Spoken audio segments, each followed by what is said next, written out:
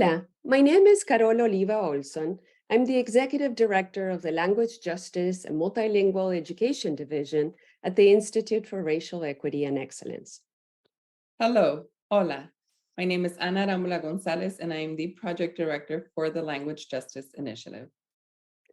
Last year, we launched the Language Justice Initiative, which focuses on building an early childhood workforce and educational community that centers on racial and linguistic equity for every child to thrive in school and in life. Welcome to the Language Justice Initiative Supporting Home Language series. During these series, we will be dialoguing with many experts in the field who have done extensive research and have deep knowledge of how teachers support multilingual learners in the classroom.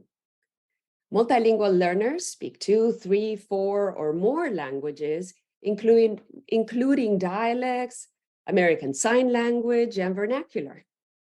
So today, I have the honor of spending some time with Dr. Kan, Associate Director in the Department of Speech, Language, and Hearing Sciences at the University of Colorado Boulder. She's also a speech-language pathologist working with teachers and parents to support bilingual children's language development. During our time together, Dr. Kan will share how she and her team support teachers working with young children who speak Cantonese and/or Mandarin. Thank you for inviting me. I'm thrilled to be here with you, Dr. Oliver Olson, talking about this very important topic. It's my pleasure. We know that biliteracy is the North Star.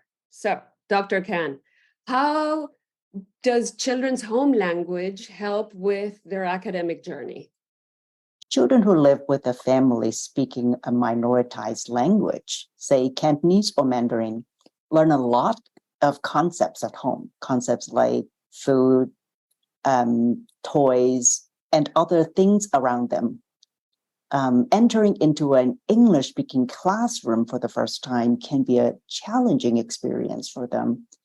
So the child might feel overwhelmed. I want to point out a few important things that we should know about these children.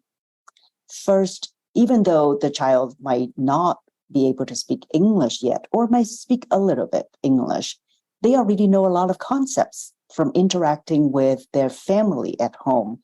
When they start school, they just need to learn a lot of new words in English to link with those concepts they already know. So the more Chinese words and concepts they know, the easier for them to learn English. Their word knowledge, which is built when they talking with family members in Chinese, can help them to learn to speak English. Their conversational Chinese is a foundation for them to learn to read and write Chinese as they grow older. Their knowledge from reading and writing Chinese can help them learn reading and writing in English.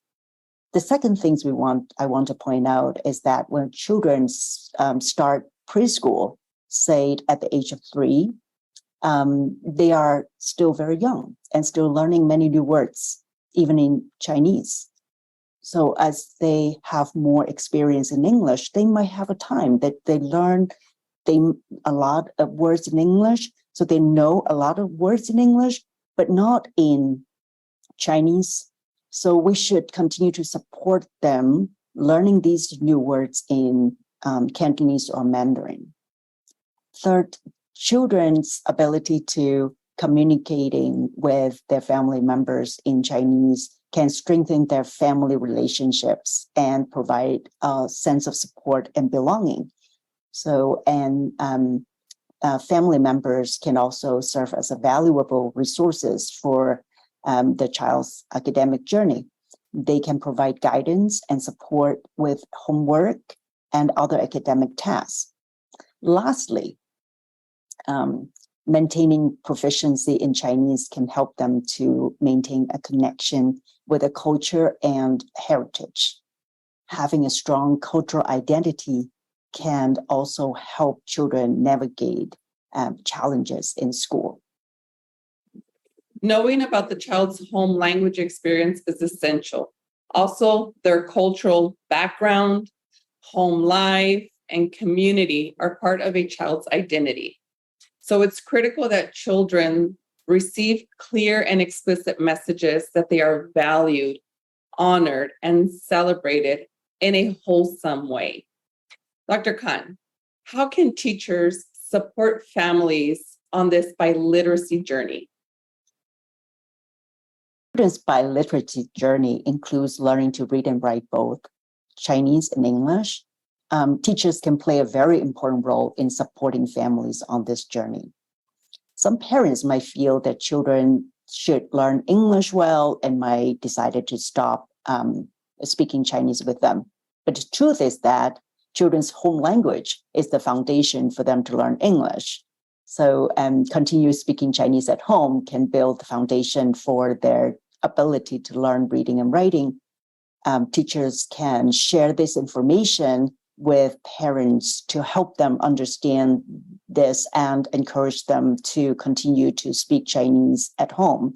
Here are some examples. They can encourage parents to use Cantonese or Mandarin in everyday conversations with their children. For example, discussing what to eat for dinner, what activities to do on the weekend. This can help children become more comfortable using Cantonese and Mandarin in their daily lives.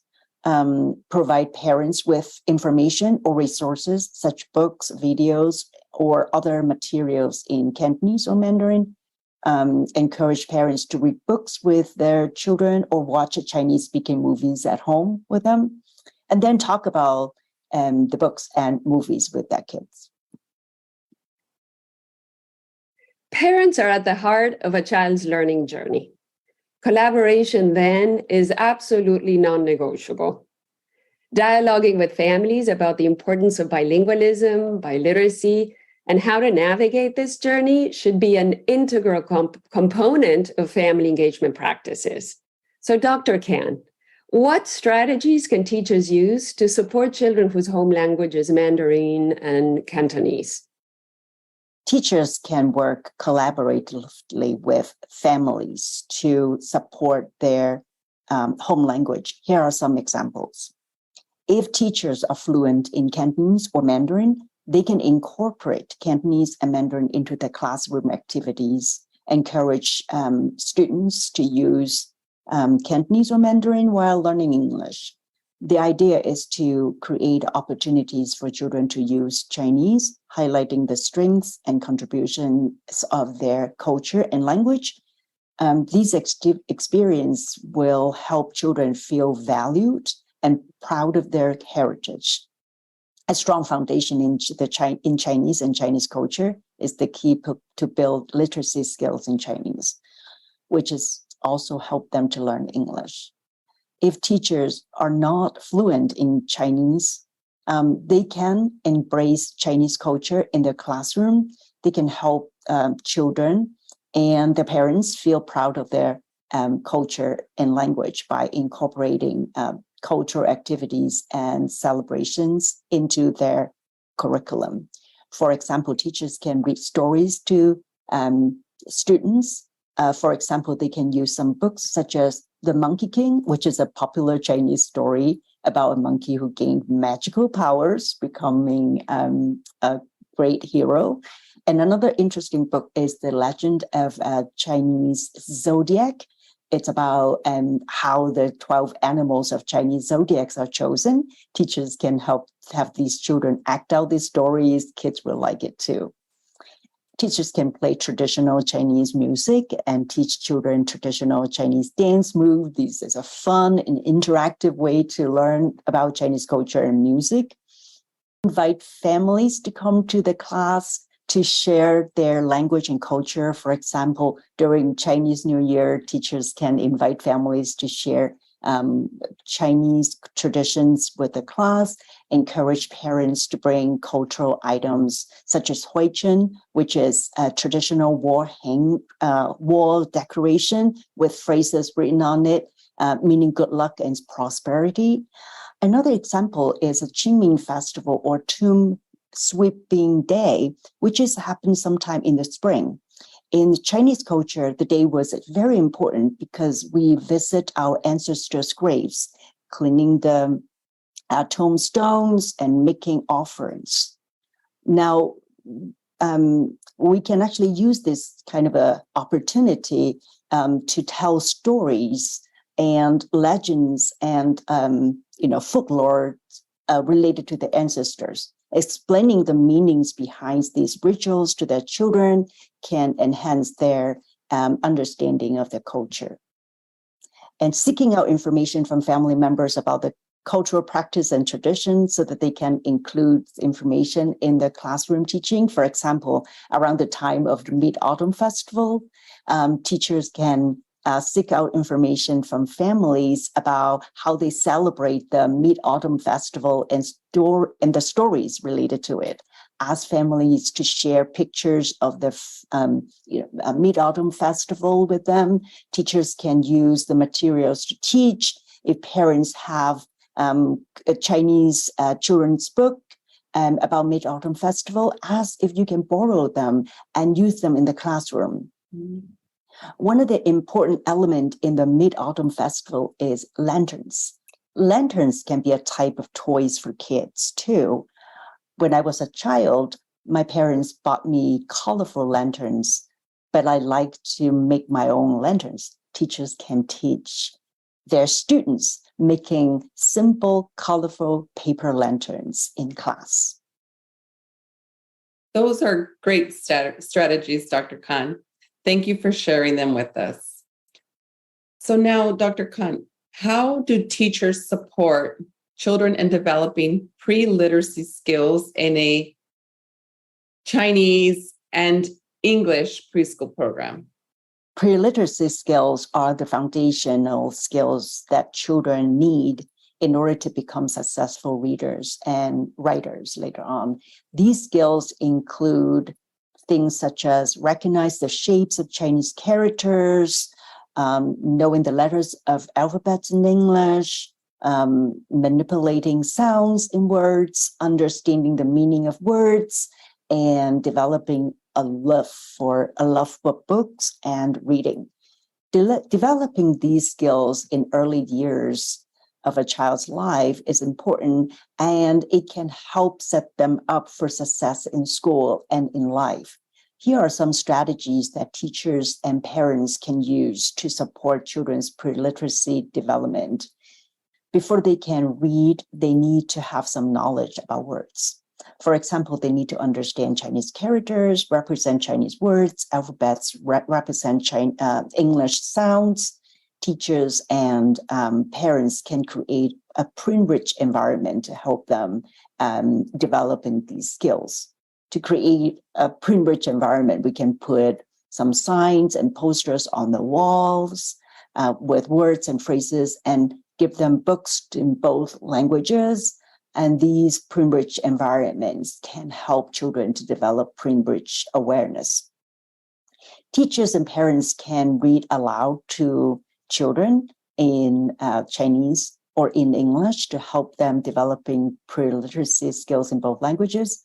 Reading aloud to their children is one of the most effective ways to support pre-literacy skills. It exposes children to new words and promote an appreciation for books and readings. Teachers can use songs and nursery rhymes in both Chinese and English. These activities are great for developing phonological awareness skills and vocabulary in each language and build foundation for learning to read and write. Storytelling is another great way to developing comprehension skills and a love for reading. To help children to developing pre-writing skills, teachers can provide materials such as pencils, crayons, chalk, and encourage them to draw on various surfaces such as paper or sand or the floor.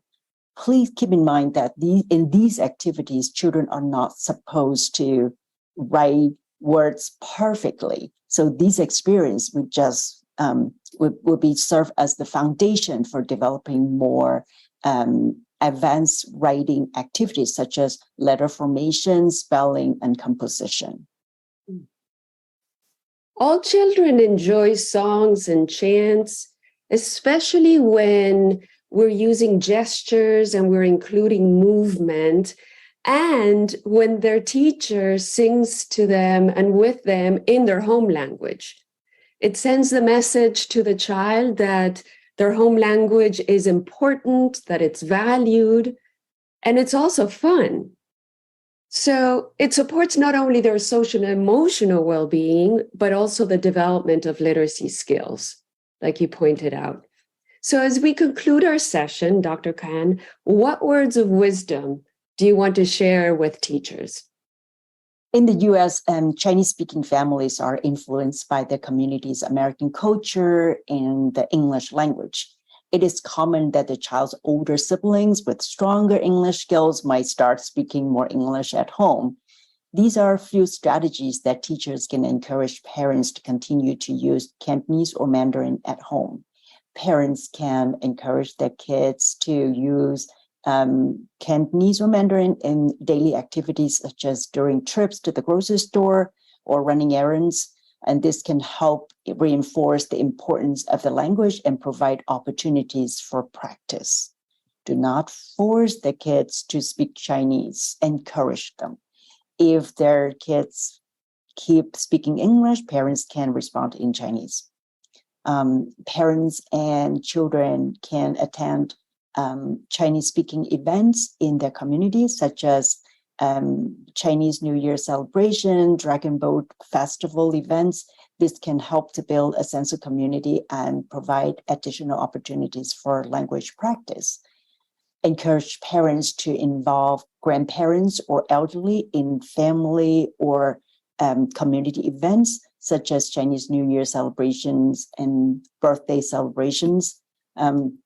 This can help to help their kids to understand the importance of these traditions and provide opportunities for practicing using Cantonese or Mandarin.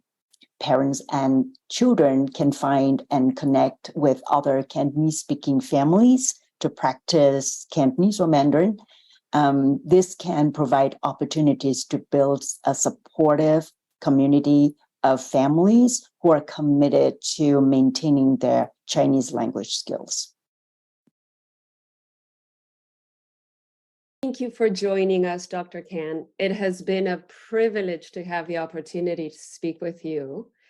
And I appreciate you sharing your ideas on how teachers and families can continue to support Cantonese and Mandarin in the classrooms and at home.